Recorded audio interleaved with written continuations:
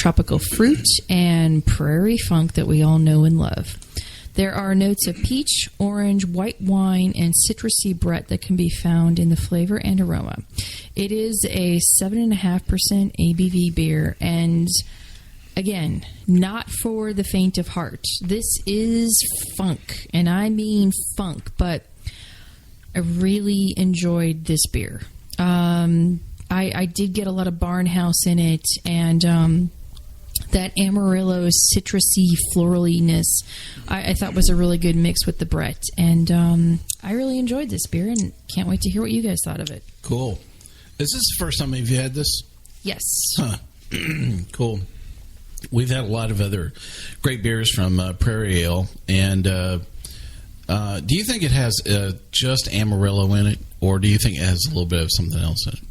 Amarillo, buddy. That's it. So it's a single hop, funked up beer. Yep. Cool. Dave, what do you think about the Prairie Ale Funky Gold Amarillo? Did I say that right? I did. You did. Well, the first thing I'd like to point out is that she did say Barnhouse. So, that, ding, ding. And we're still trying to figure out exactly what does that smell like. Because there might be some arse in that. Yeah. Come on, we got bikinis, we got anus, we got barnyard. Yeah, Barnhouse. Okay, so I do get a lot of sort of a white wine kind of aroma and taste to it. Very citrusy. With Prairie, and I love all their beers that I've ever had. With their particular strain of Brett, I always get this sort of peppery finish. And it's not like heat or anything, but it's just sort of that kind of a peppery flavor right at the very end, and I really enjoy it. Like that sharpness. Yeah, it's something, I don't know. I'll just say peppery. Anyways, I think it's I was going to say bikini. Yeah. But anyway, I know that's Barnhousey. The bikini is implied. So I think it's a very good, very drinkable beer. One in a long line of very drinkable beers from Prairie, and I gave it a 4. A 4? How about that? A body should really not make that sound. Well, I think I would echo some of the same sentiment that this is just another great, solid beer from Prairie Ale, alongside a lot of really great beers, from them. I was lucky enough to have this about 2 weeks ago that I picked it up. So tonight was not the first time that I had had this beer. And I remember, about halfway through, the bottle, I was like, this really rocks, And I don't know that I've had another beer that is just pure Amarillo. Gumball. Is Gumball had pure Amarillo as well? If you go to Google and you Google Amarillo hops, you get a picture of Gumball Head. Oh, well, maybe that's why I like them both. There you go. Yeah, this totally rocks the house. My tasting notes here on Funky Gold Amarillo, I wrote down sour is definitely the word. It has more like Concord grape, kind of sourish to it. Although, as I was sitting here and I'm like, this is like somebody handing me a lemon that's about 5 days old, and cutting it in half and going, smell this. Is it okay? Mm-hmm. Because it smells awesome. I mean, it's very floral. And so maybe it's halfway between the two. So maybe it's a little bit of Concord grape. Maybe it's a little bit of, a very ripe lemon that's going on as well. It has a little bit of malt that's, very present. So there's, you use the word Barnhouse. I'm going to say earthy. But that's it. It's something that it's very... it's very earthy. and we can't come up with a better word than earthiness around it. So, just really great. I hope they make some more batches of this for sure. This would be a very interesting beer that would be barrel-aged as well, don't you think so? Mm-hmm. And I think this would go well in a tequila barrel, of all things. Sure. No, I could totally see that. Yeah. Of all the things that they use as a barrel aging product at Prairie Ale, I don't know that I've seen a lot of things in tequila barrel. Rum, no. Bourbon, no. It would just completely overwhelm this. But a tequila barrel, I think it'd actually kind of complement it, because I think that citrus quality would almost present itself, alongside the tequila element, rather well. Sure. So that would be an interesting experiment for sure. Yeah. Fabulous beer. I'm so glad you brought this. My suds rating for Funky Gold Amarillo is also a 4. A body should really not make that sound. And up next is Reverend Mark talking about Prairie Hill's Funky Gold Amarillo. Well, I have to say first, I just love Amarillo hops as a home brewer. I use them quite a lot, especially when I'm wanting to get a very intense. Are they usually bitter. this aromatic? I mean, I guess maybe I just don't think of Amarillo as being quite this aromatic as this beer is throwing off. So no, but even if you add them in as bittering hops, they still carry over with some good aromatics. Even if you're just using them on the front end of your boil, certainly them. Cascade, good fallback, Citra, Simcoe, all those are sort of in the same. But I really have always enjoyed the layers of flavor and aroma that come from Amarillo. Also got a little bit of the malt in there. When you said the tequila barrel, I thought a little agave kind of taste in that was there.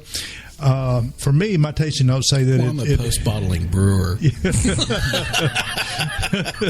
Of course you are. It had some really good floral snap to it in the nose, and then when you tasted it, it was like an aromatic sagebrush that had been dipped in funk, rolling through the parched palate of your mouth at high noon. Wow. That needed some background music to it that I didn't have ready. Opening to a Louis L'Amour. I know. I got Little House on the Prairie going through my head. What song does that go with? You got to get it. Well, okay, Mr. Emerson, please continue. A dry aromatic sagebrush dipped in funk, rolling through the dry palate of your mouth at high noon. A little bit of horse blanket there, in the background that where you've tied your horse up outside the saloon, and it just the taste and the smell's all there. All I'm smelling is spittoon. I'd just like to know who the first guy was who tasted a horse blanket and was like, this beer kind of reminds me of that. And how does Mark know that? Is that in the BJCP sensory guide horse blanket? You have to pass the certification, you have to put a horse blanket in your mouth for 5 minutes. It's a wet horse blanket. Yes. Well, so maybe we should come up with some items that new hosts have to go through. So this is one of them. Yeah. We have to put a horse blanket. You have to take a good whiff of it and then tell us exactly what it tastes like. So. Now smell this anus.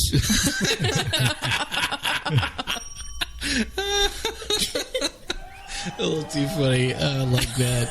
All right, we totally have a torture test coming on.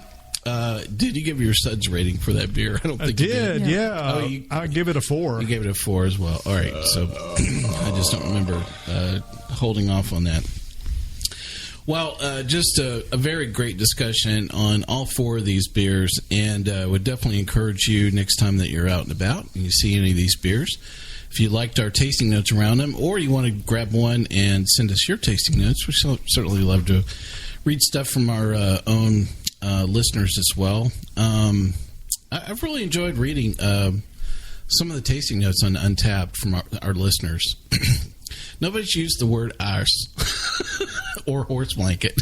So, it's coming now. Oh yeah, it's coming now. I can see. Yeah, this smells like Dave's horse. It could be worse. My horse smells quite nice. Definitely. Well, let's wrap up our episode for today. Really great stuff. Thanks to all of our listeners here on Sips, Suds, and Smokes. You can catch all of our episodes online on iTunes, SoundCloud, TuneIn, Stitcher, YouTube, Uncle John's Basement, and Spreaker, our native media host. I need to get a sound clip. Spreaker. Our terrestrial radio stations are questioning every single time we use the word horse blanket and want to hit the mute button. But they still choose to put our show on the air. They're always expanding. And I'm really grateful for that. We actually added a whole new host of stations this week, so I'm really grateful for everybody that picks up the show. Listen, if you'd like to hear this show on your favorite radio station, send them a note. Copy us as well. Be sure to use the word horse blanket. That's the key word. I'm sure they'll get over that.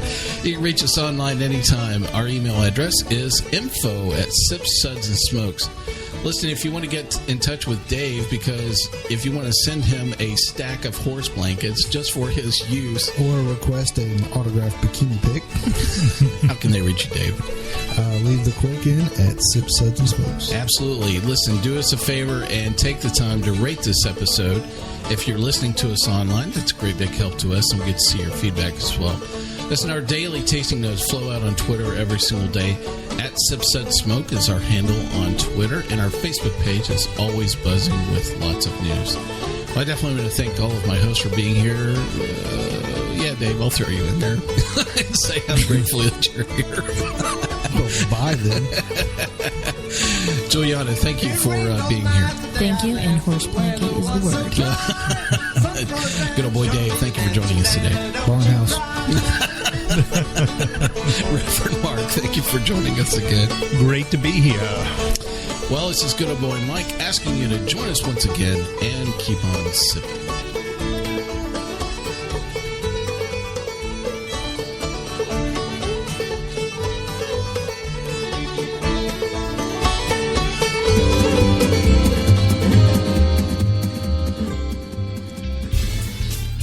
Well, what the hell was that?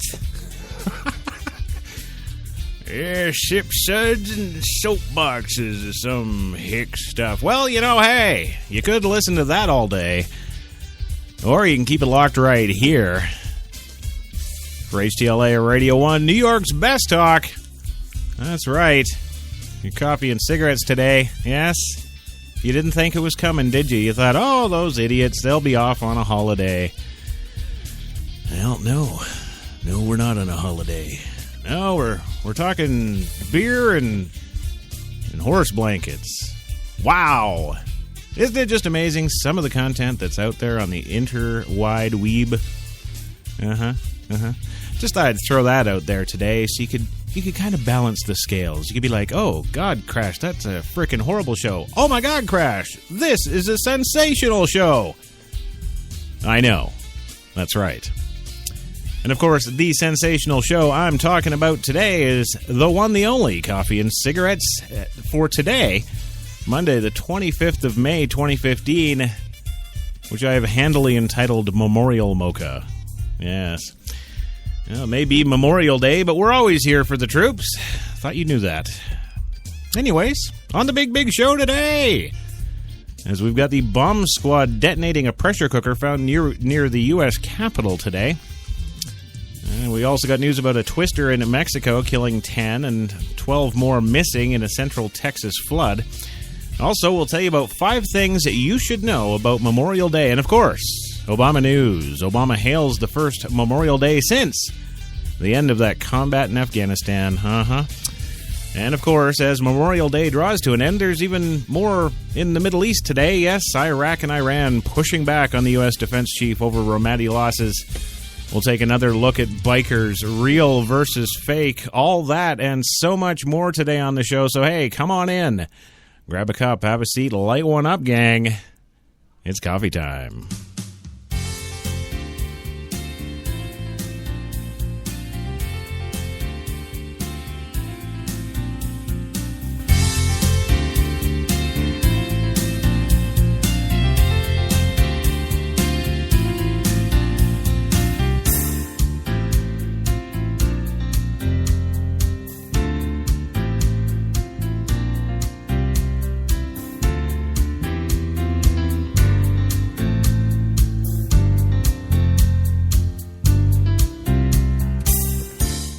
There it is. That's right.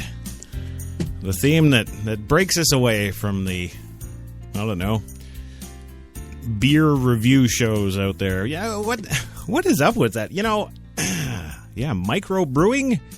Wow, I didn't know it was that big of a thing, but it is. Apparently, I guess we don't want to just go and buy it at the damn liquor store and get loaded. No, we got to make the crap too and denote its taste like it's some form of wine. Yes, that's it.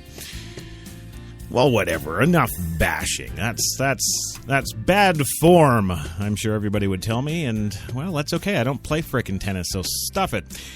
Well, moving on today, we got the one, the only Jenny McCartney in the booth today at HTLA Studio 2, downtown Manhattan, pushing the buttons of making us go.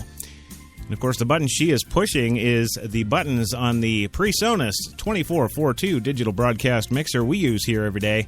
And, hey, if you want the latest and greatest in digital and professional grade audio technology, yeah, you're going to want to do PreSonus.com. Check them out. Also, this show is, of course, brought to you by the fine folks at Tim Hortons, New York City, now with 8 locations in that city to serve all of your coffee and baked goods needs. That's right, Tim Hortons, always fresh. And I got to say, thank you, Jenny, by the way.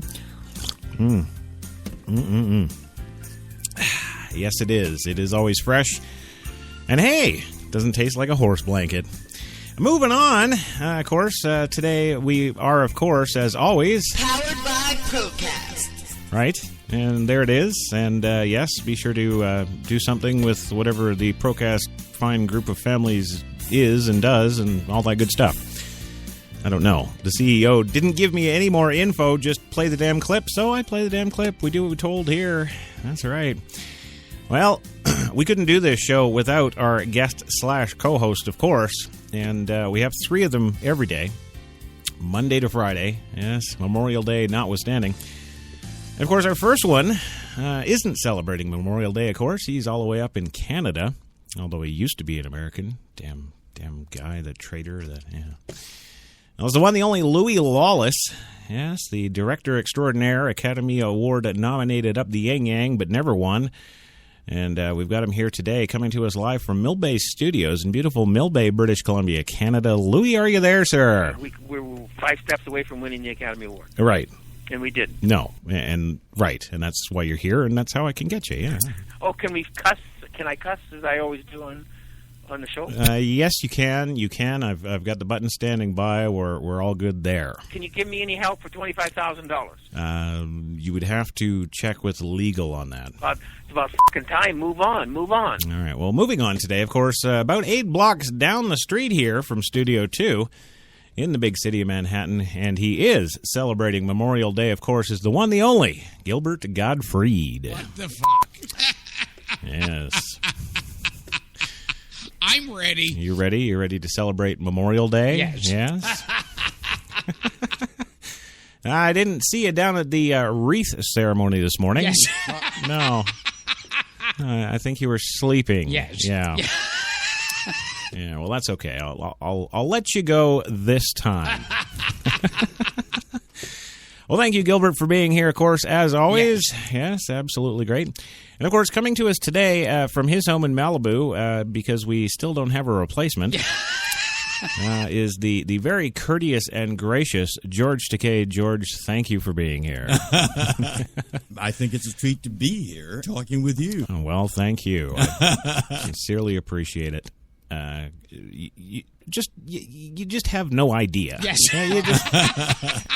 tell us a little bit about yourself, George. I'm George Takei, and when I'm walking down the street, people shout out, "Hey, Sulu!" So I'm no more as Sulu than as George Takei, which is what I really am. Right. So when you're walking down the street, you never hear, "Get out of the way, you stupid chink!" No? No? Okay, just checking. Yeah. Just wondering. Well, I don't know. It's just a me thing, I guess. Yeah. Yes. Yeah, I don't know. You are a douchebag. Yes, I am. You shut up, you. Yes. Yeah. Yes, I am a douchebag. I've got to. I'll stick with it. I'm fine. I like the label. I like it. Well, moving on today, we got a lot of stuff to cover today. Yes. And not the least of which is, of course, some Memorial Day news. Yes. But, of course, we also have our usual fare of numminess. Yes. Yes, we've got the usual stuff. We do have Obama news today. It's always good. No, it's kind of quiet on the Hillary front again, Yes. though. Yeah, there's not a whole lot going on with Scooby and the Mystery Machine.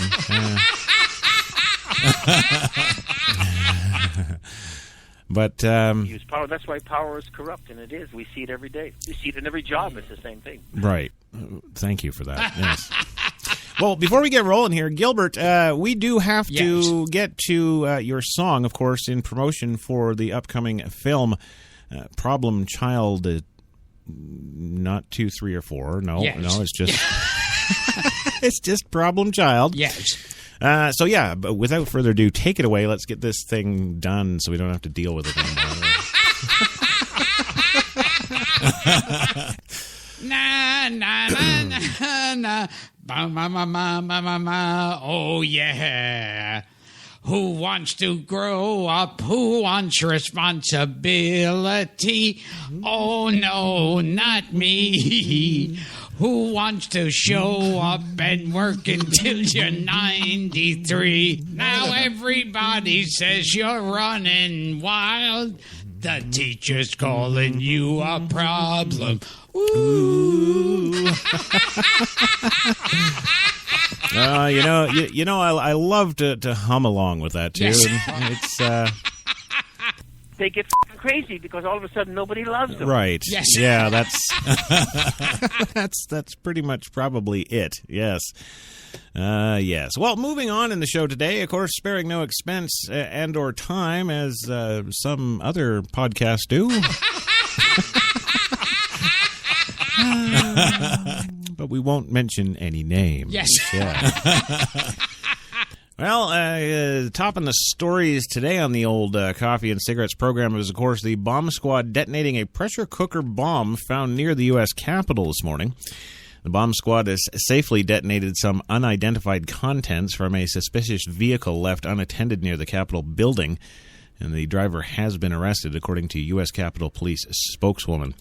In an email, Lieutenant Kimberly Schneider explained that officers on a routine patrol spotted the parked vehicle Sunday afternoon on the west side of 3rd Street between Jefferson Drive and Madison. Schneider confirmed that the USCP bomb squad safely disrupted the items of concern in the vehicle, including a pressure cooker, at about 7:45. Further investigation revealed a pressure cooker and an odor of gasoline was detected, Schneider said, adding a Capitol Police bomb squad was called in because the vehicle was deemed suspicious in nature. Pressure cookers have been used in the past to make explosive devices, as we all know, Sarniev. Including, yes, the famous now Sarniev 2013 Boston Marathon bomb attack. Yes. Yes, that left 3 dead and more than 260 wounded. Schneider also said a follow-up search of the vehicle found nothing hazardous. Her email said the suspicious vehicle was investigated during a concert in Washington, though it was unclear how many people were nearby at the time. Schneider said that Israel Shaimles of Alexandria was the driver of the vehicle and has been located and arrested for, quote, operating after revocation. I'm assuming the license? Yes. I guess that would be it. Yeah. They don't have bomb licenses, do they? No. Boy, you better have a license for this bomb. Yes. Yeah. So there you go. The story is unfolding as we speak right now. Yes. And we'll never mention it again. My film, Unrepented, did very well in Europe. Yes. We were 5 steps away from winning the Academy Award. Right. And we did. No. But that's okay, Louis, because, at least you weren't in Mexico where a twister has killed 10 people. There you go. That's right. A twister rips through Mexico today. A tornado ripping through the city on the U.S.-Mexican border on today. Yes, that would be today. Yes. Yes, killing at least 10 people. First responders in central Texas searched for a dozen people believed to be missing after the vacation home that they were staying in was swept away in torrential flooding. The Texas cities of San Marcos and Wimberley suffered extensive damage as severe as storms displaced more than 2,000 residents throughout the state, leaving 12 missing in Hays County. The search for the missing came as the Mexican city of Ciudad Acuna. Yes, I'm pretty sure that's what it is. Yes. Yes, was devastated by a twister at daybreak today. Officials in Mexico said at least 10 were killed in the tornado. The Associated Press reports the city's population is 100,000, and it's across the border from Del Rio, Texas. The grim toll comes as a line of storms this weekend have wreaked havoc from the Gulf of Mexico to the Great Lakes. 3 deaths were blamed on storms Saturday and Sunday, including 2 in Oklahoma and 1 in Texas, where a man's body was recovered from a flooded area along the Blanco River, which rose 26 feet in an hour and created huge piles of debris. In central Texas, the hardest-hit communities were Wimberley and San Marcos, which are along the Blanco River between Austin and San Antonio. More rain is in the forecast for central Texas today. Isn't that nice? Yeah, it looks pretty bad out there, says Hays County Emergency Management Coordinator Carly Smith, said of Wimberley. We do have whole streets with maybe 1 or 2 houses left on them. The rest are just slabs, she says. San Marcos Emergency Coordinator Ken Bell told reporters today that responders were still finding stranded people. We still have people who are on little islands, Bell said, on the roofs of homes, etc., etc. Joe McComb of Corpus Christi told KIIL-TV that his son Jonathan was seriously hurt when a home his family was staying in was swept away by extreme flooding near Wimberley. McComb's 2 grandchildren and daughter-in-law are still missing. 4 adults and a 4-year-old boy from another family that were with the McComb family are also missing near Wimberley, KXAN-TV reports. They were identified as Ralph Carey, his wife Sue, Randy and Michelle Charba, along with their son Will. Michelle Charba is Ralph and Sue's adult daughter. Right now, it's still a state of shock, McComb said, where a family of faith, or we are a family of we are a family of faith, and it's in the Lord's hands now. Yes. Well, I don't know. I'm just going to go out on a limb here, but I think the Lord hath spoken. Yeah. Yes, it's in the Lord's hands. We believe in miracles, but we also believe in reality. Well, no, you can't have both. No. We are praying for the best. We hope Jonathan has a quick and painless recovery, and we hope they find Laura and the children with the many others that I'm sure are going through the same thing as a result of this flood. McComb reviewed the news that he and his wife were in Maui, Hawaii, celebrating their 44th wedding anniversary. Geez, nice. Must be nice, yeah. Well, apparently they're now trying to catch a flight back to Texas, of course, to be with their son in a destroyed state. I don't think they'd be rushing back. No. Well, their son, who is at the hospital in San Antonio, is recovering from a broken sternum, broken rib, and a collapsed lung. See, it's not life-threatening. They can stay in Hawaii. Oh, God, it's not that serious. Yes. Come on. Well, the Carey's Family Church in Corpus Christi held a prayer service yesterday. Wow, they're holding church services for things that hadn't happened yet.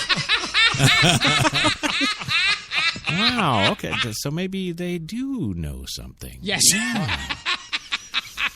Gracious God, we lift up our... No, I'm not reading the prayer. Sorry, Jenny. No. Oh, gracious God. I don't have my Texas accent down. Yes. Well, the missing are from families who had gathered for the long weekend and likely include children, Bell says. And Governor Greg Abbott, who on Monday declared 24 counties disaster areas, was expected to tour the damage in Wimberley on Monday after he goes to Hawaii for a much-needed vacation. Yes. Well, he says, I strongly urge all Texans to exercise every possible precaution to ensure their safety and the safety of their families and neighbors. If you can get to Hawaii, get there. 5 San Marcos police cars were washed away, and the firehouse is gone. The city imposed a 9 p.m. curfew Sunday, and well, what are they doing that? It's the day before. I guess because they knew it was coming. I guess that's. Well, Hays County officials estimated that as many as 1,300 homes were damaged by the storms, and at least 67 were completely wiped off the face of the planet. Yes. They're gone. Yes. Well, I know some people want to see their properties. Some of that brings some closure, Bell says. We'd prefer right now they don't even try. Don't go there. Well, the river swelled so quickly that whole communities awoke today surrounded by water. The Blanco crested above 40 feet and more than triple its flood stage at 13 feet, swamping completely Interstate 35 and forcing parts of the busy north-south highway to close. Rescuers used pontoon boats and helicopters to pull people out. After a surge of mud and water flooded the college, yes, the college, you ass. Yes.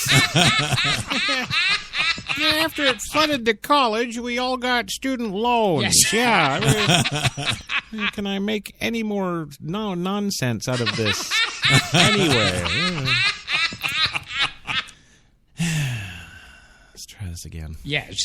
I'm absolutely dumbfounded, says Valerie Nelson, who has owned property for about 50 years. I didn't think the water would ever get that high. Yes, in Acuna, the tornado caused extensive damage. Photos from the scene showed cars with their hoods ripped off, resting upended against single-story houses, and even ripped an instant from the arms of a child's... That doesn't even make any sense. Yes, the infant ripped from the child's month. Month. Yeah. Jenny, you got to work on the transcription. Yes. A little bit there. And you know what? It just goes on and on and on. I'm not gonna. We're not going to do that. But you know, we've gotten some mail over the weekend here. Yes. And there's a lot of folks out there that seem to think that because you know we poke a lot of fun at the black people and yes. You know, and I guess they don't understand humor. They call it like racism and stuff. They don't understand that. Well, you know, because of Memorial Day, you know, we have our segment, of course. What the hell is it here? It's the traffic report. Yes. Yes, the Coffee and Cigarettes traffic report. You know it all well. Yes. Right? Well, okay, maybe not you, but... Chad Armstrong, the guy who normally does our traffic report, he is, you know, of course, away visiting family for Memorial Day. Yes. So we thought it would be a good idea here at HTLA. You know, everybody thinks that we're so against black people.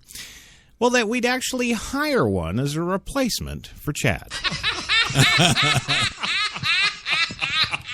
So I'm pleased to present not only Coffee and Cigarettes in our first Traffic Copter segment here, yes, but the incredible Brock Favors standing in for Chad. Are we good to go with this? Yeah? Okay. All right, so here's Brock Favors in HTLA Chopper 1. Hello, everybody out there. This is Brock Favors with Traffic on the Ones. Chad Armstrong is out sick today, so I am filling in for my usual land reports, and I'm up here in the chopper, but I gotta tell you guys, I am loving the view. Oh, my God! Oh, no, stop! Oh! Whew. All right. Well, we are over the 10, and it's massively clogged down there like a pint of maple syrup on a cool November morning. And we do, oh, goddamn, we're gonna die in this. Oh, my God! Woo!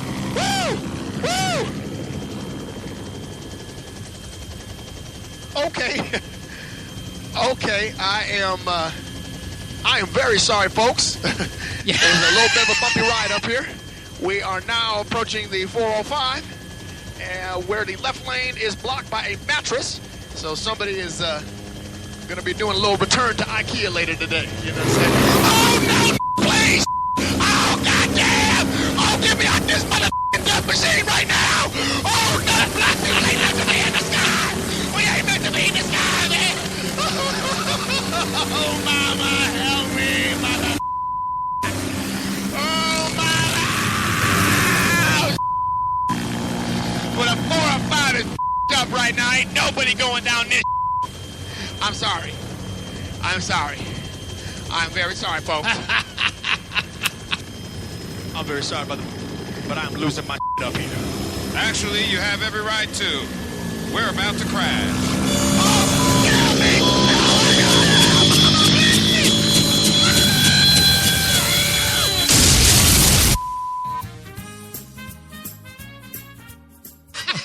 All right. Well, I guess that just goes to show. He even said it. Black folks don't belong up here. Yes. Yeah, that's. There you go. That was your coffee and cigarettes traffic report. There you go. There we go. So we're very, very glad, very, very happy to have been able to offer that to you. Yes.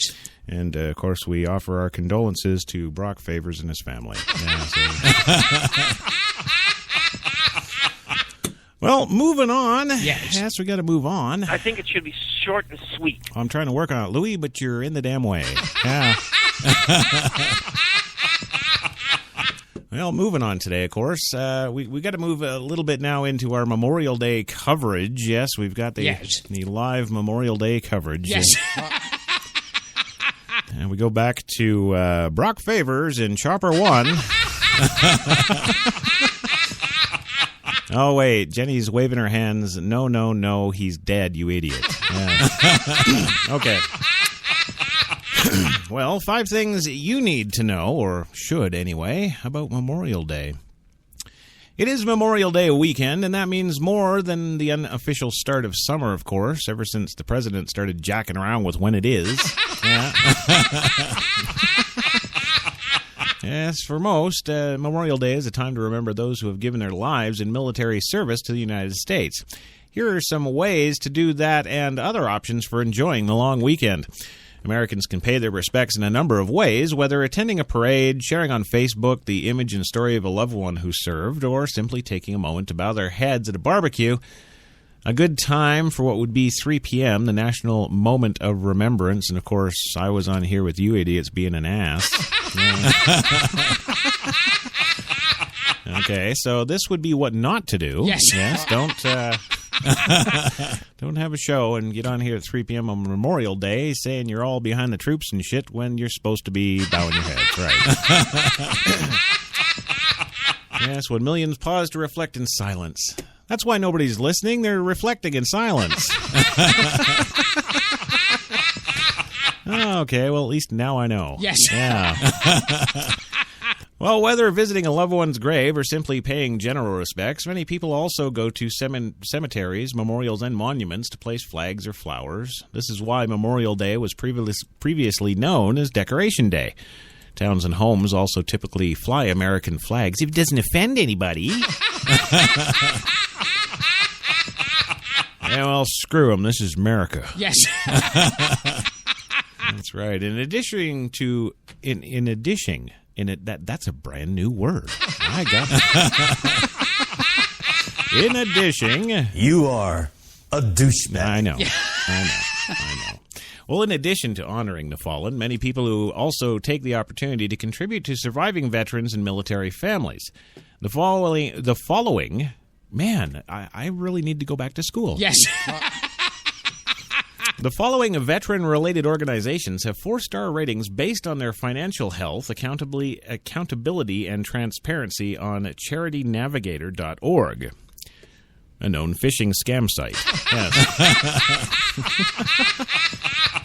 Well, Homes for Our Troops, Hope for the Warriors, Injured Marine Semper Fi Fund, the Iraq and Afghanistan Veterans of America, Disabled Veterans Charitable Service Trust, Navy SEAL Foundation, Navy Marine Corps Relief Society, Operation Homefront, Operation Support Our Troops, Our Military Kids, Wounded Warriors Family Support, Special Operations Warrior Foundation. Well, now, you know, that I'll grant you that maybe been a little funny. Yes. But, you know, the sad thing is, and the thing that really pisses me off, is this country has to have all of these privately held charities to give all the services to these men and women of the armed forces that the government should goddamn well be doing. Yes. There, I've had my little soapbox. Well, here's some tips on how to throw an awesome barbecue, because that's important today. Yes, for many, Memorial Day weekend marks their first opportunity of the year to fire up the grill. Hot dogs, hamburgers, and apple cider are the staples. But you can set your feet apart by offering charred and crispy veggies for appetizers like some little woman. Come on, are you serious? What self-respecting man with a set of balls between his legs is gonna... Yes. He's going to be serving up the veggies. Oh, is it? I guess that'll be the beta male tradition. Yes. Yes, homemade ketchup and azzoli to jazz up the main dishes. The grilled angel food cake with seasonal fruit for dessert. Screw you, it's beef all the way, baby. Oh, here's some good tips now. How to avoid the travel nightmares. Yes, AAA expects to see 37.2 million people attempt the Great Escape. Travel 50 miles or more from home this weekend. That's the biggest Memorial Day weekend mini migration in a decade.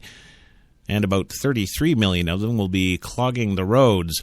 At least drivers sitting in traffic can take some comfort in the cost of gas. Most drivers will likely pay the lowest Memorial Day gas prices in the last 5 years. And you got the added benefit of listening to us here. Well, that's right, because we're on Stitcher. Yes. Yeah, and Stitcher, as you know, let's see, Chevy and Audi and Volkswagen and a whole bunch of car companies now put out the radio with our crap in it. Yeah. Yeah. Well, there's a whole bunch more here, and I could go on ad nauseum, but... we're not going to do that. We're going to go for our first commercial break because, well, what the hell? I'm 10 minutes late. Yeah. But hey, you know what? It's Memorial Day. I can be 10 minutes late. Yeah. So don't touch that dial. Don't go anywhere. And yeah, you're stuck in gridlock, so you're not gonna. You're just going to stay right there and listen to these commercials. Back in 2. You've got it locked to HTLA Radio 1, New York.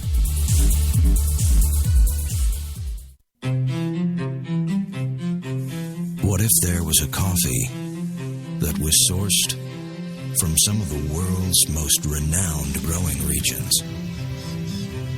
Abundant with rich, fertile soil.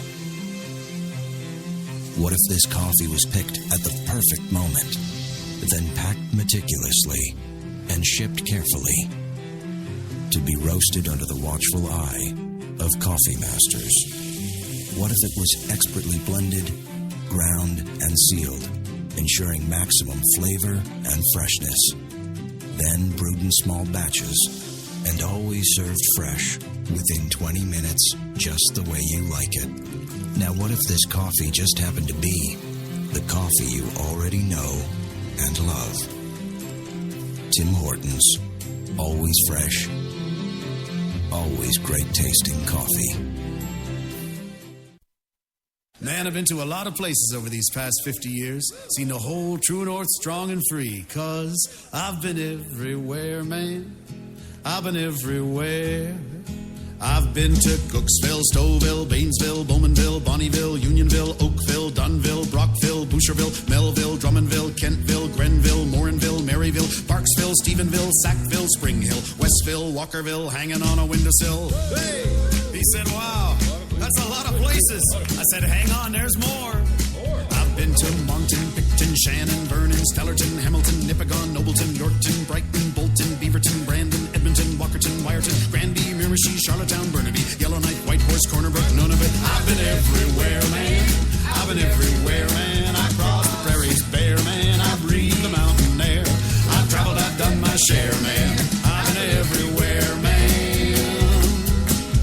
Check it out. Ottawa, Wawa, Mattawa, Chippewa, Moose Jaw, Oshawa. Some said the U.S. has lost its innovative power. We said America is lighting the way as the innovation nation.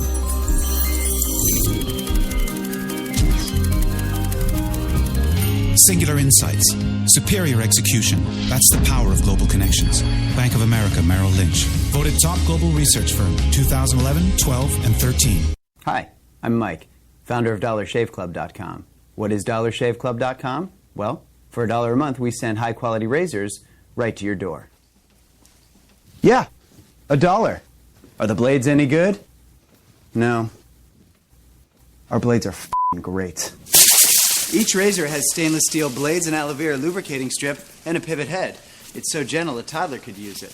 And do you like spending $20 a month on brand name razors? 19 go to Roger Federer. I'm good at tennis. And do you think your razor needs a vibrating handle, a flashlight, a back scratcher, and 10 blades? Your handsome-ass grandfather had 1 blade and polio. Looking good, pop-up! Stop paying for shave tech you don't need. And stop forgetting to buy your blades every month. Alejandro and I are going to ship them right to you.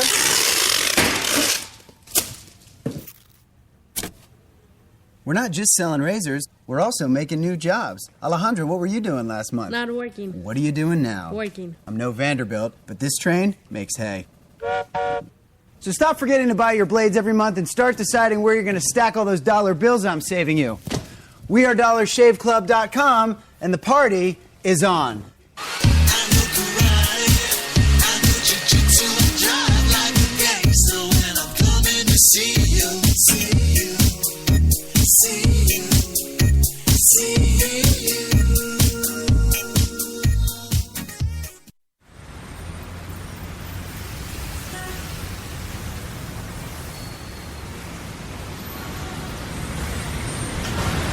I've been so inspired by being in New York because everything from what people are wearing on the street to the way they're interacting with each other, to drive through the West Village at night and you see a couple kissing on the street, or you see someone fighting outside their apartment, or you see so much humanity on a daily basis that even if you're not inspired by your own life that day, you can be inspired by someone else's life.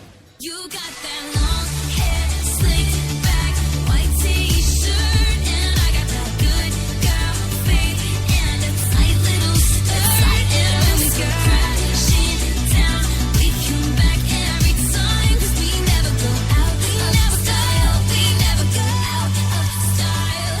Take me out. There's only one place to get more Taylor.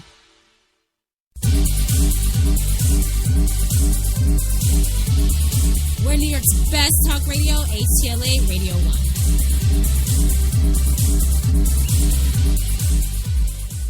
We hugged in the elevator, and I still have an erection. Oh, you crazy, crazy man. Now, I remember sitting next to you on a plane. Right. Yeah. Yes, and I was flying out to L.A. to audition for some movie that I didn't get. Right. Which was fine. Because I remember I was reading the script, and you said to me, you said, "Oh, what are you reading?" And I said, "Oh, it's some John Travolta comedy." I'm George Will. Called The Experts. Right. And it's about two young hip Americans who get kidnapped by Russian spies to teach them how to act like young hip Americans. And you, being a fortune teller, said, "Oh, that sounds like a piece of shit." Yeah. Oh, yes, I did do that, didn't I? Yes. Well, welcome back to the big show, of course. Your coffee and cigarettes, HTLA or Radio 1, New York's best talk, of course. That's right. That's what we got going on here. And, of course, today is the Memorial Mocha. Yes, the Memorial Day celebrations ensue. Yes. And, well, we're here with Sulu. Yes. I'd like to do a big shout-out and welcome again to the show, of course, Devlon Crawford, all the way from Hickory, North Carolina. Yes. That's right. And, you know, late last week, Devlon's son, Charlie Crawford, he received 2 awards at his high school. The Durkham Scholar Award for doing the right thing because it's the right thing to do. There you go. So, hey, Charlie, keep it up, and you won't be getting any awards in the bathroom like me. Yes. That's right, Charlie, take heed. Yes, yes, my little man. Don't go where the crash man goes. Yes. Oh. You are a douchebag. I know. Yes. I am. You know, if there's anybody who can screw something up, it's me. Yeah. Oh, and I'm just here just to screwing today. Yes. Of course, George likes that. Of course. Yeah. Yeah. You just shut up, Gilbert. You sick little. Yeah. And, of course, it's time for George's mailbag again. Yes. Yes, of course, it seems that every time we have George Takei on the show, we get email from some listener out there wanting to ask him some personal questions. Yeah. It's not that funny. It's just personal questions, Yes. just kind of like you. Actually, we should do it about, what's Gilbert, what's Gilbert been doing here? Hey, Jojo, hey. Yeah, way to change that subject. Yeah. Well, anyway, our email today, of course, comes from Do I say? Okay. Well, this is actually an official. Jenny informs me this is an actual official email sent this morning for the show. And it's actually, she's saying it's been verified. It's President Obama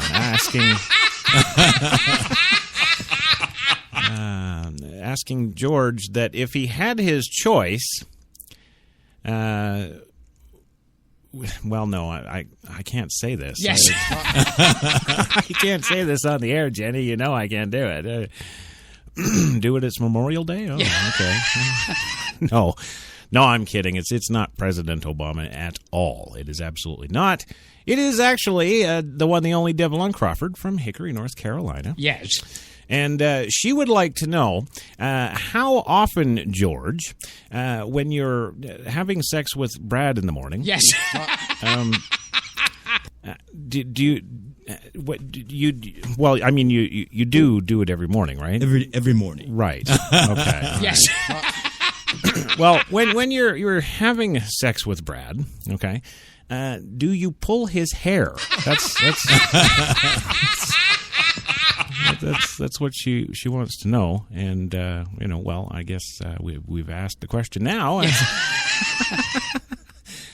Any comment whatsoever, George? I wasn't expecting that reaction. No, of course not. No, that's okay. You should see Devlon in the chat here right now. Yes. Oh, fine. I screwed it up again. I'll just move on to the damn stories. Yes. Frickin' God. Well, of course, the story is our Obama news for today, of course. Yes. And that's going to be good. Yes. Well, Obama fails the first... no, Obama does not fail. He's... Obama hails. Yes. Yes. That's what I meant to say. Obama hails first Memorial Day, of course, since the apparent end of combat in Afghanistan. I guess he just forgot to tell the Canadians, the British, the Australians, the Italians. Because they're all still over there fighting. Yes. Well, President Obama honored the nation's fallen today by pointing out that this is the first Memorial Day since the end of combat operations in Afghanistan. And his first Memorial Day since 9/11 in which the United States is not involved in a major ground war. Most Americans don't fully understand the sacrifice made by the 1% who serve in this all-volunteer armed forces, Obama said during the annual Memorial Day ceremony at Arlington National Cemetery. He added, a sacrifice that preserves the...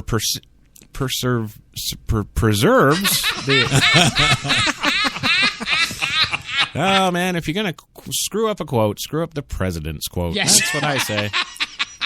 Yes, he says, a sacrifice that preserves the freedoms we too often take for granted. Well, to that I say, Mr. President, stop taking them for granted. Well, Obama spotlighted the careers of at least the last two, I should say, Americans to die in combat in Afghanistan, Wyatt Martin and Raymond Morris, and said that the nation will never stop trying to repay the debt owed to these and thousands of others. Really? When are they going to start? Not okay. So he's saying he's not going to repay the debt. He's going to say that the nation won't. Yeah. Well, the Americans who rest in the, quote, sacred ground at Arlington Cemetery are why our nation endures, he said. The cemetery, the final resting place of heroes, is also a reflection of America itself, Obama said. It's a reflection of our history, the wars we've waged for democracy, and the peace we've laid to preserve it. And the black folks are down in the back corner over there.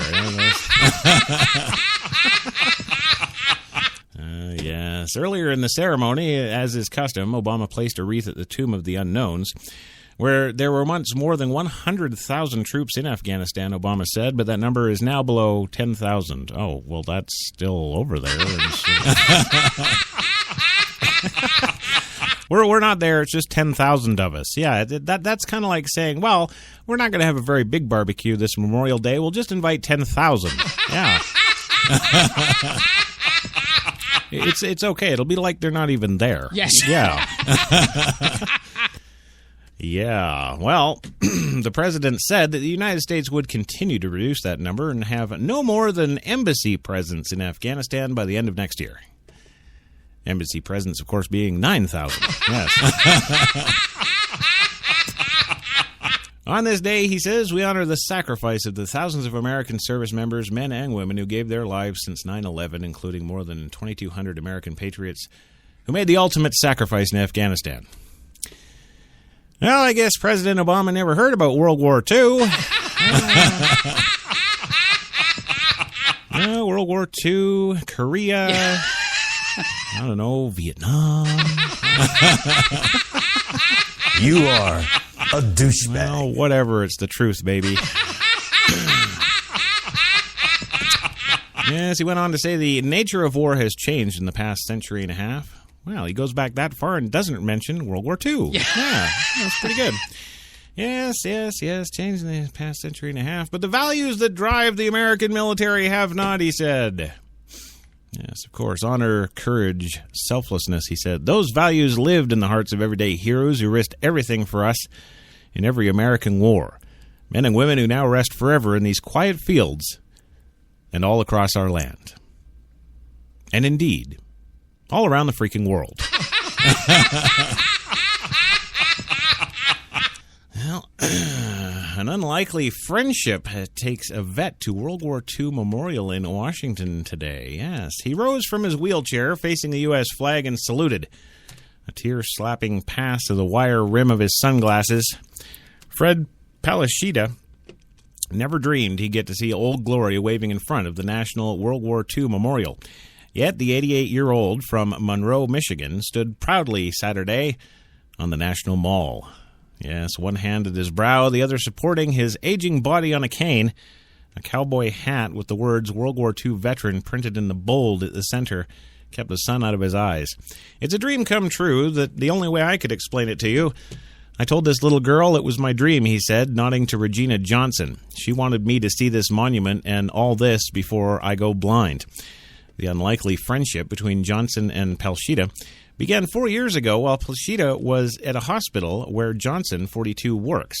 In May, when Palshita told Johnson that he had macular degeneration and was losing his vision, Johnson sprung into action. Her family began a GoFundMe campaign and collected donations to ensure that the World War II veteran could visit the memorial before he lost his vision.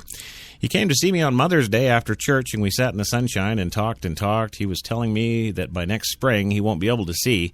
Johnson said, something kept telling me to ask him, have you seen the World War II memorial?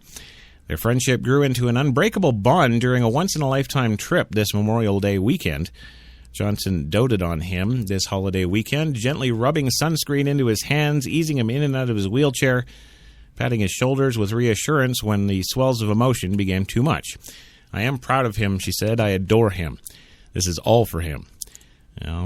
Johnson, 42, met Palshita 4 years ago at a hospital 45 minutes outside of Detroit where she transports patients to x-rays and other testing and back to their rooms. Palshita told her about how his father, who served in World War I, carved wooden duck decoys, selling them on consignment at hardware stores to help his family survive the Great Depression. He told her about how he delivered the Detroit Free Press before school every day to make a little extra money in the 1930s, about getting drafted in 1945 and serving the Army's 88th Infantry Division in Europe.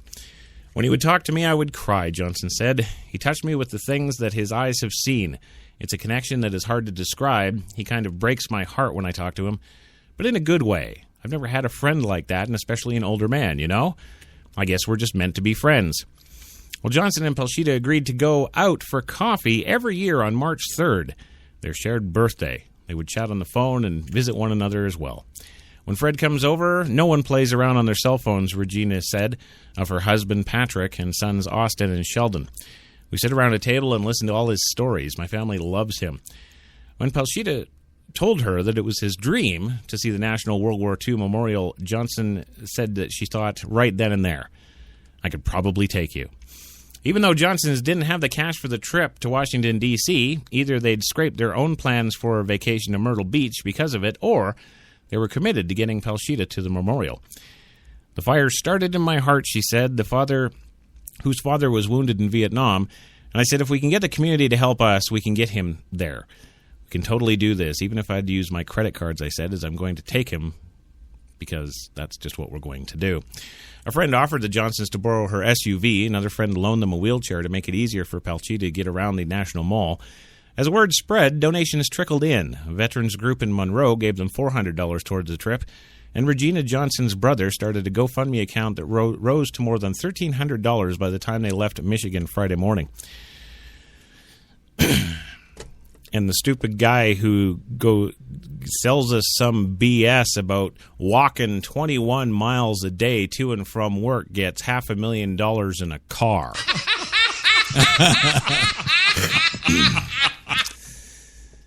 It's just not fair. Yes. I'm going to have to make some changes, scumbag. Well, that's it for that. It does go on at some length, and it's just more the kind of stuff that we really don't want to hear. We don't want to hear this. No, that's not fun. That's sad. Yes. Damn it. Got to go out panhandling to get a guy to get to the National Memorial is that it's shameful, America. Thank you. Yeah, well, I guess we'll continue on with another Memorial Day story. Yeah. In a small Dutch village, our dead soldiers are loved. See, I told you they were all over the world. Well, as many lay wreaths and place flowers at the graves of fallen soldiers this Memorial Day weekend, the Washington Post and HTLA Radio Fun take you to a cemetery far beyond our borders, one in the Dutch village of Margraten, the only American military cemetery in the Netherlands, per the American Battle Monuments Commission. The paper reports on a remarkable display of kindness and respect for Americans who died fighting the Nazis, consideration that continues 7 decades after the U.S. selected a fruit orchard in the outskirts of the village of 1,500 people as a place to lay some of their dead to rest. The first graves were dug in November of 1944, 2 months after the Nazi occupation, Margarten ended. In a few months saw as many as 500 new bodies arrive daily, swelling the 65-acre Netherlands-American cemetery's population to 18,949, reports the Holland Sentinel. Many were returned home in 1948. 8,301 remain, among them 4 women per the Sentinel, 2 Red Cross workers, and 2 flight nurses. Every one of the graves that has remained has been adopted, either by a family, most, but not all of them, Dutch. Local school business, a military outfit who visited on days such as Memorial Day, Christmas, and the first and last day of the soldier's life. Some graves are passed down to the family's next generation. There's even a waiting list for those willing to adopt a grave. Isn't it staggering, ladies and gentlemen? Isn't it staggering that a country that's not the U.S., that really has no special kinship to the U.S., doesn't even have anywhere near the political relationship that, Iran has with the U.S., that not only are they caretaking these graves of our dead from World War II, yes, but that they've got waiting lists for people to honor these graves. This is pretty staggering, and it's shameful. It makes us look really, well, I guess, like we are. Really, really, really bad, I think, is the key word there. Yes. We're sucking. And say nothing of, the intern Japanese. Never mind that. My parents, our whole family were summarily rounded up after Pearl Harbor with no charges, no trial, and imprisoned in barbed wire internment camps in the United States. Right. The first camp we were sent to was in the swamps of Arkansas, and the second one we were sent to was a dry lake bed in Northern California, a desolate place. Yeah. This was an egregious violation of the U.S. Constitution. Oh, that's it. We're out of time. We're going to go commercial. Yeah. Oh, that's right, we do. But don't worry, gang. When we come back, we've got some, what I always like to, you guys know, when I'm doing Memorial Day stuff and it's dragging and yes, it's kind of sucking. Yes. I always like to break it up with biker news. Yeah. So rest assured and never fear, when we come back, we're going to tell you all about the biker news and why stop there? How about the best and worst cities for commuting in the U.S.? Yeah. Oh, come on. No, I've got more than that. Yes. Don't be ridiculous. Yeah, we'll be back in 2. You've got it locked to New York's best talk, HTLA Radio 1. Hi, I'm Mike, founder of DollarShaveClub.com. What is DollarShaveClub.com? Well, for $1 a month, we send high-quality razors right to your door. Yeah, $1. Are the blades any good? No. Our blades are f***ing great. Each razor has stainless steel blades, an aloe vera lubricating strip, and a pivot head. It's so gentle a toddler could use it. And do you like spending $20 a month on brand name razors? 19 go to Roger Federer. I'm good at tennis. And do you think your razor needs a vibrating handle, a flashlight, a back scratcher, and 10 blades? Your handsome-ass grandfather had 1 blade and polio. Looking good, pop up! Stop paying for shave tech you don't need. And stop forgetting to buy your blades every month. Alejandro and I are going to ship them right to you.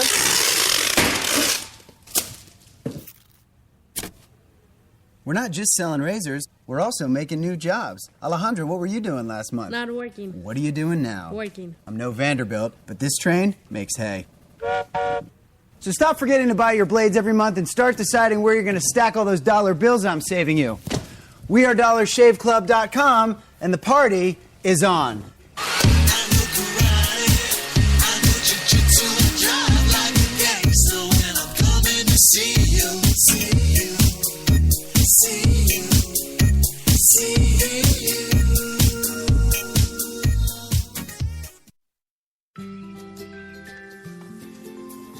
It could be 7 in the morning. Or 10 at night. In Chilliwack, BC. Or St. Peters, Nova Scotia. It could be Michelle. Or Mark. Or Jen. But whenever, wherever you order that cup of Tim Hortons Premium Blend Coffee, You know that it's always always. fresh. From Newfoundland and Labrador to Vancouver Island, Tim Hortons, a coffee all our own. When we arrived at our hotel in New York, the porter was so incredibly careless with our bags. And the room they gave us, it was beautiful. A broom closet. But the worst part was the shower. My wife drying herself with the Egyptian cotton towels. Shower curtain defined that whole vacation for her. Don't just visit New York. Visit TripAdvisor New York. With millions of reviews, a visit to TripAdvisor makes any destination better. Some said the U.S. has lost its innovative power. We said America is lighting the way as the innovation nation.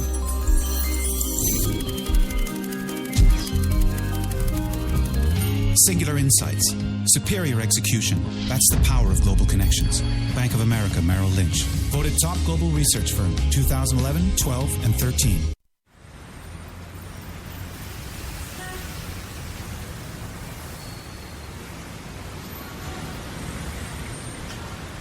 I've been so inspired by being in New York because everything from what people are wearing on the street to the way they're interacting with each other, to drive through the West Village at night and you see a couple kissing on the street, or you see someone fighting outside their apartment, or you see so much humanity on a daily basis that even if you're not inspired by your own life that day, you can be inspired by someone else's life.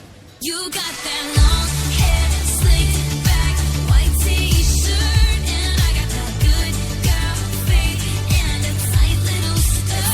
And when we go crashing down, we come back every time, 'cause we never go out, we never style, we never go out of style. Take me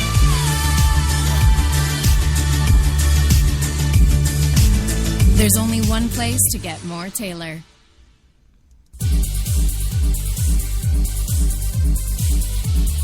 We're New York's best talk radio, HTLA Radio 1.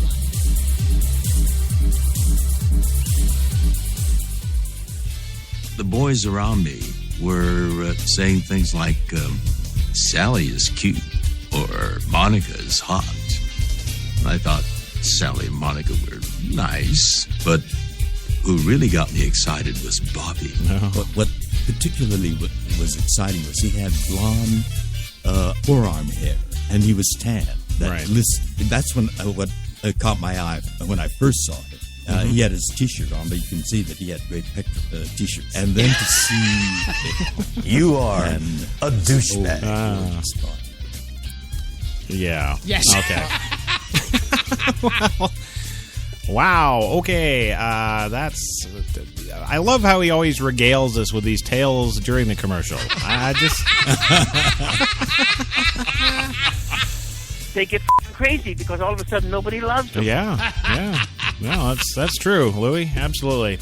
Well, hey, welcome back to the big show, Coffee and Cigarettes, your Memorial Monday Mocha. That's right. 25th of May is Memorial Day.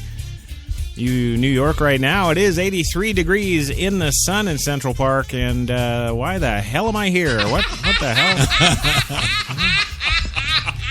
Oh, right, money, yeah. Can you give me any help for $25,000? You know, Louis, if I could, I would, but I can't, so I won't. You know how to spell my last name on the check, right? It's Louis Lawless. Yes, we know how to spell your name. It's Yes. Yeah.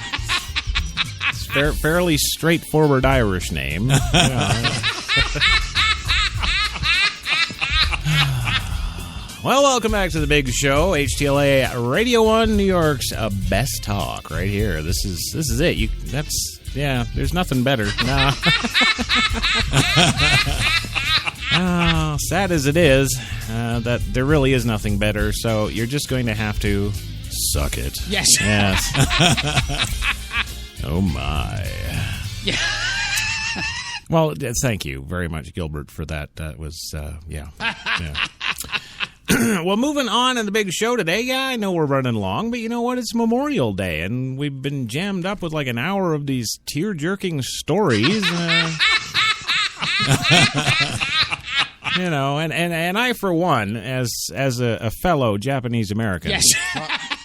I gotta say, George, I am absolutely pissed, livid that, of course, there's no, celebration or memorial for all of the intern Japanese, goddammit.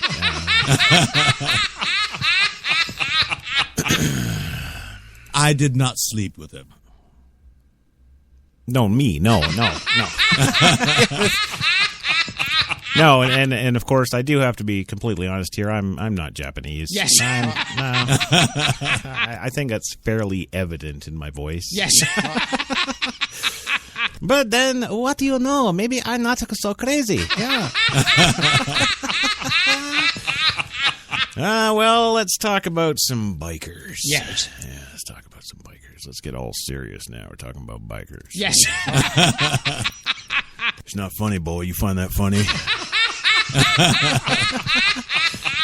Well, let's see here. The two faces of the Bandinos. Yes, weekend warriors or a criminal gang. And it blows me away that they have to ask this question. Mainstream media is so stupid. Yes. Now, before we get into this, yes, before we actually go to the story and see what, the mainstream news folk are saying. Yes. Before we do that, I'm going to tell you a little bit about my background in history. Yes. No, I'm not a biker. I'm well, yeah, I was. Yeah, no. Well, no. Here's the deal. This is the real brass tacks right here. Yes. Okay. Biker gangs have always been criminals. No. I'm being completely serious. Biker gangs have always been criminals. Yes. Always. So they were actually started after World War II. Of course, veterans coming home and not getting no love. Well, it's true. It's a fact. Yes. And they come home, they get no love, no support, no nothing. God, the ones in Vietnam got spat on, for God's sakes. Yes. So picture, if you will. Yes, picture, if you will, you're 19, you're 21, you're just coming home from one of these wars, and well, you ain't getting no love. Yes, and in fact, in a lot of cases, you're getting, well, I guess we'll call it anti-love. Yes. So you're getting all this anti-love. So what do? You look for something that you can kind of relate to. You can something that kind of rings something inside you that says, yes, this is the way to go. And of course, with all of these brothers coming out of the military, a lot of them gravitated towards this life and lifestyle. And well, yeah, they had to feed themselves. They had to eat. The government certainly wasn't taking care of them. So what? Of course, you're going to get into things like, well, what do military know best? Guns. Yes. Yeah, so you're going to get into gun running and gun dealing, and you've been over to all these foreign countries. You've got contacts. Yes. It's just a logical progression. And you also have to understand that these people out in society, in our little society, are as in our little, we've never been to war, but we're mousy bitches society, remember? Okay, well, that's society. Yes. Which is, of course, the one we live in, and now it's worse than ever with all the PC crap. Yes. So you got these guys who are on the fringe, and they stay on the fringe, and they make their money on the fringe. And yeah, our society calls it criminal. Theirs calls it survival. Yeah. No. I'm being serious here. Yes. Yeah, survival. Yes. Oh, Gilbert, you just never know when I'm joking and when I'm not. All right, well, I'm not joking. Yes. Okay. So that's what it is, and that's what you got. And for decades, all the way up into the 80s, early 90s, that's exactly what they were. But then... Yes. Then the lawyers and doctors reared their ugly biking heads. Yeah. You see, all these lawyers and doctors, these middle classers in the 90s, Yes. all these guys that thought, my life is boring, my life sucks, I want to shoot myself, I hate my wife.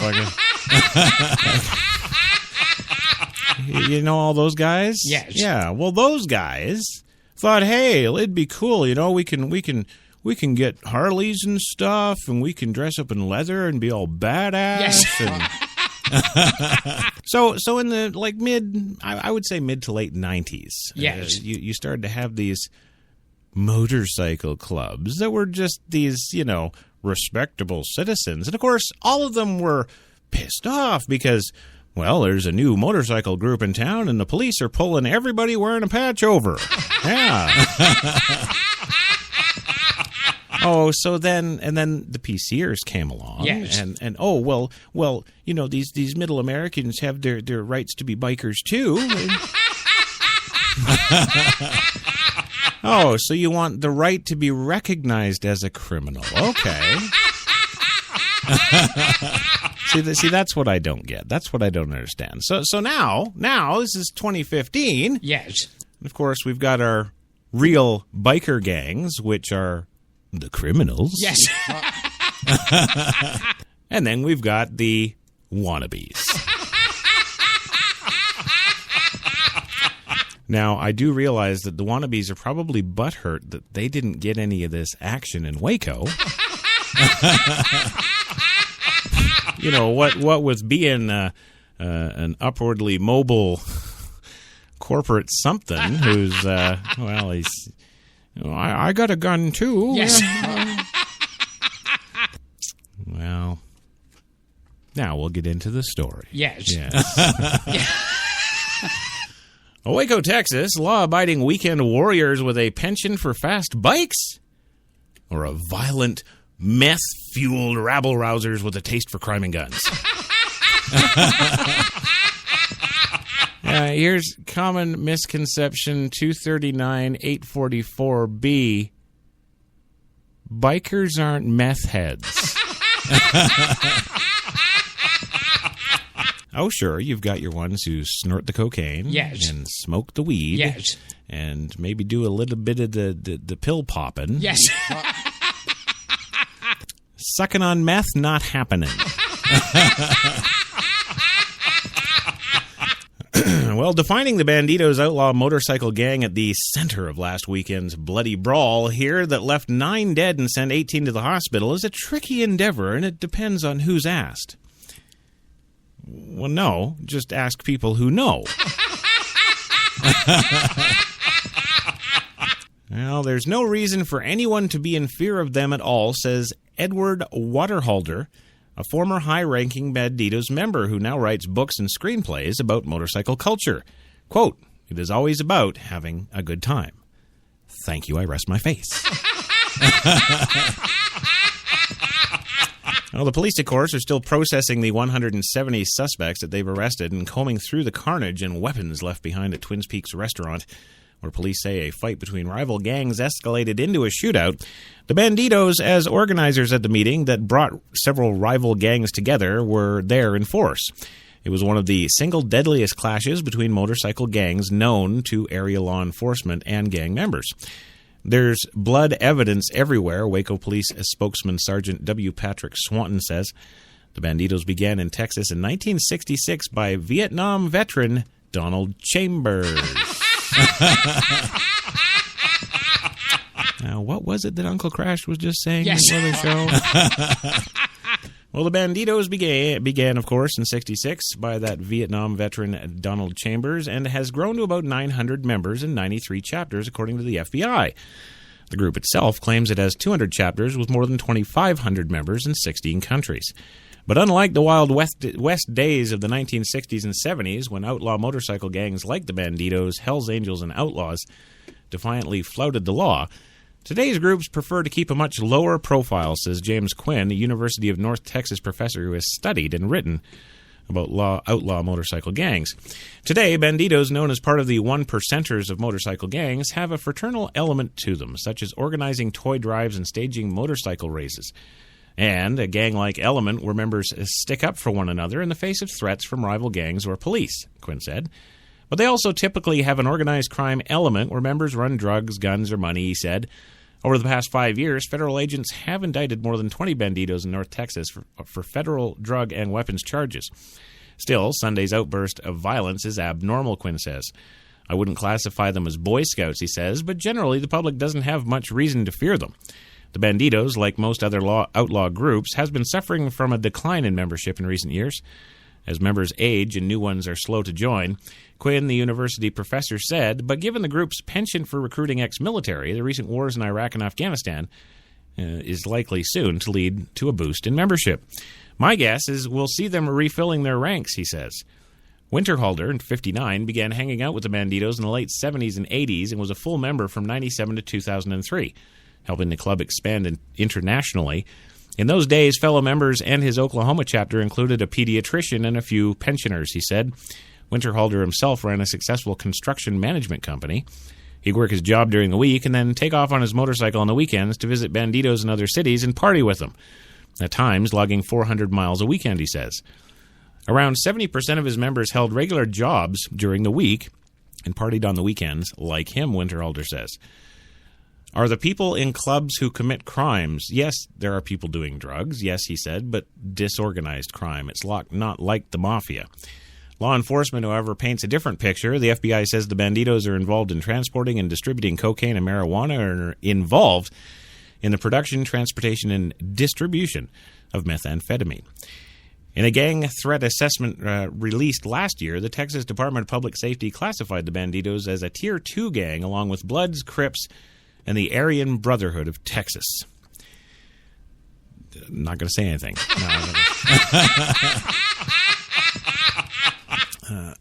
Except that I am not an affiliated member of the Aryan Brotherhood. Yes. There you go. Well, earlier this decade, the Waco chapter of the Banditos comprised mostly of former military guys, including at least 2 ex-Army Rangers and 1 ex-Delta Force operator, according to a former Banditos member. He asked that his name be withheld to avoid retaliation from the gang. The members used their military training and tactics to intimidate rival gangs, he says. For cash, members moved to marijuana, methamphetamine, of course, from Mexico through Texas and dealt in loan sharking and other illicit adventures. Yes, adventures. Yes. How about illicit ventures? That's probably... Yes. Yes, raising hundreds of thousands of dollars a year, one ex-member said. The Banditos went everywhere heavily armed, and violent clashes were common against rival gangs, drug dealers, and one another. To which I say, hey, it's all the scum of the earth. Let them at it. Well, members are a mix of Anglo and Hispanic. The San Antonio chapter, for example, has been predominantly Hispanic, he said. In Texas alone, the Banditos have chapters in Corpus Christi, San Antonio, Houston, Austin, Waco, Dallas, Fort Worth, Lubbock, Amarillo, and El Paso, covering nearly every corner of the state and blending in with society. Well, hey, if society is like that in Texas, I want to move. Yeah. Well, despite the illicit activity, Banditos pride themselves on keeping a low profile and avoiding unwanted attention from law enforcement. Not hesitating to rid its ranks of risky members, he said. A common refrain among members, 3 Banditos could keep a secret if 2 are dead. Steve Cook, a police detective from Independence, Missouri, got to know the Banditos well during a year-long undercover assignment in the Kansas City area. He and a group of undercover agents created a fake motorcycle gang and posed as a potential support group for the Banditos, or a gang willing to ally itself with a larger outlaw group. The interaction involved mostly partying with the Banditos, and Cook said he didn't witness any acts of outward violence from them. The agents' ruse came to an end when the Bandidos members handed them applications to fill out and told them they would run background checks on them using the National Crime Information Center. The same system used by police. Yes. Yes. They're far more organized than you'd think, he said. They were very sophisticated. Yeah. Well, and of course they would be. You know, they were the boots on the ground and the intelligence for military intelligence. If the president can rely on it, so can the bikers. There you go. And finally today, the best and worst cities for commuting in the United States. I guess I should cross-reference this with our database of now known Bandidos hangouts.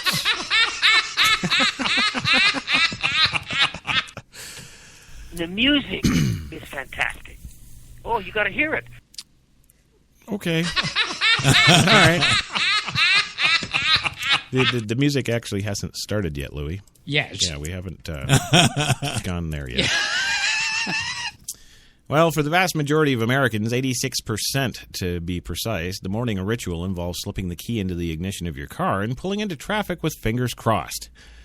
In the immortal words of Samuel L. Jackson in Jurassic Park, hold on to your butts. Yeah.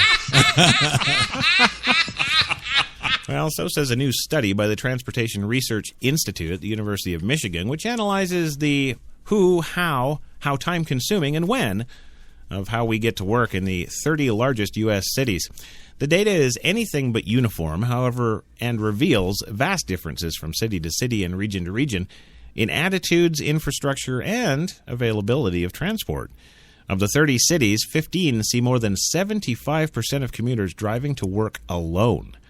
The worst of these cities being Louisville, Kentucky, with 82.9%.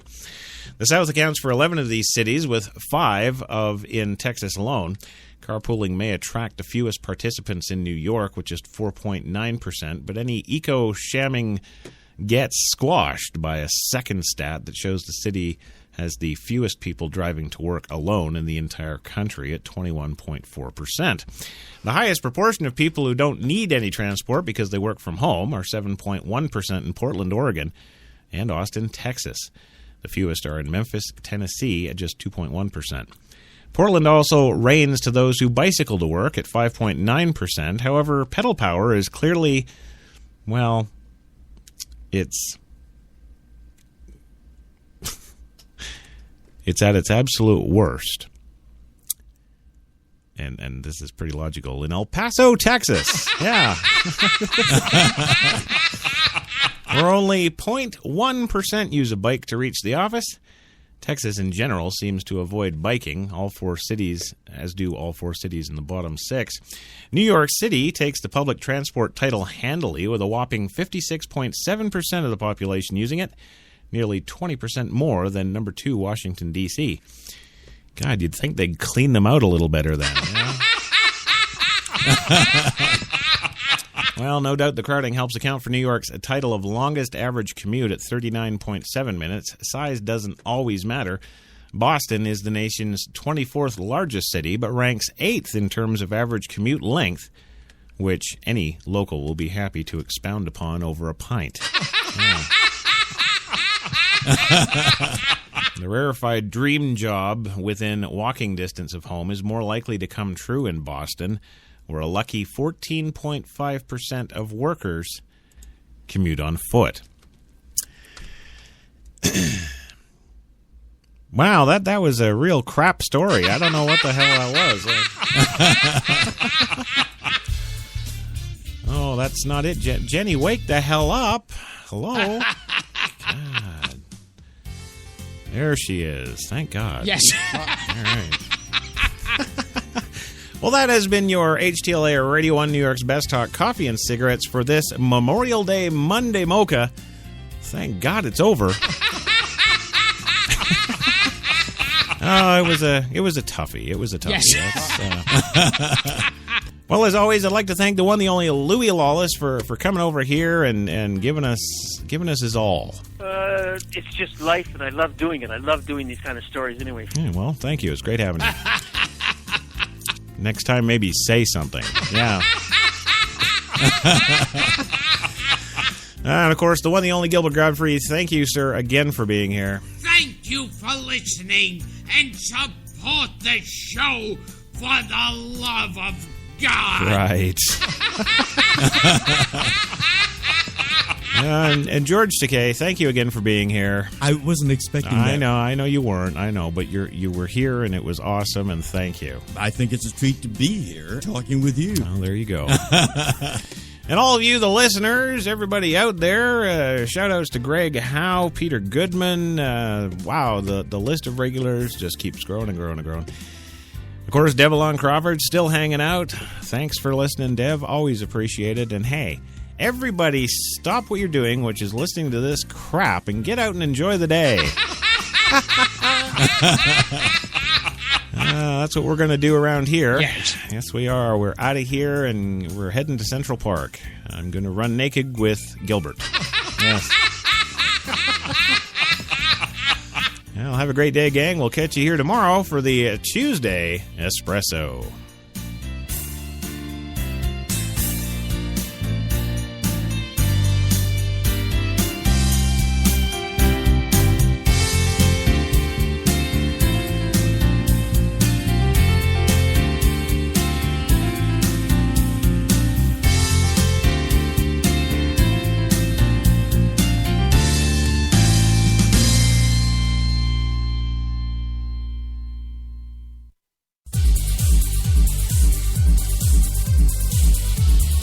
We're New York's best talk radio, HTLA Radio 1.